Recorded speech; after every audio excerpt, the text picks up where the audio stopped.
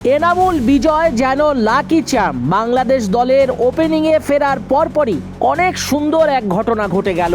28 মাস 13 দিন পর উদ্বোধনী জুটিতে 100 রান বাংলাদেশের 33 ইনিংস পর এনামুল বিজয় সবশেষ টেস্ট খেলেছিলেন ওয়েস্ট ইন্ডিজের মাটিতে গ্রস আইলেটে 3 বছর আগে।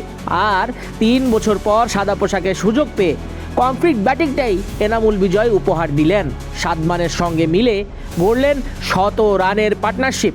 ভক্তরা বলছেন জয় এবার ছিনিয়ে নিতে পারবে না জিম্বাবুয়ে।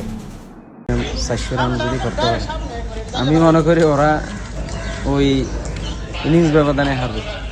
এই জন্য আজকে বাংলাদেশে ভালো অবস্থান আছে, তো আমি চাকরি না করে আজকে আমি ছুটি লিয়ে খেলা দেখবো চলে এসছে। এই জন্য ক্লাস কি শেষ নাকি ক্লাস ভাঙবি আসা? না, আমাদের এখন এসএসসি পরীক্ষা চলতেছে, তো আমাদের ক্লাস হচ্ছে 1:30 থেকে আর কি। তো এখনো কলেজ টাইম বাকি, আমরা এখান থেকে কিছুক্ষণ খেলা দেখে তারপরে কলেজে চলে যাব। আচ্ছা, মানে বিসিবি এই সুযোগ করে দেওয়াতে কতটা হ্যাপি?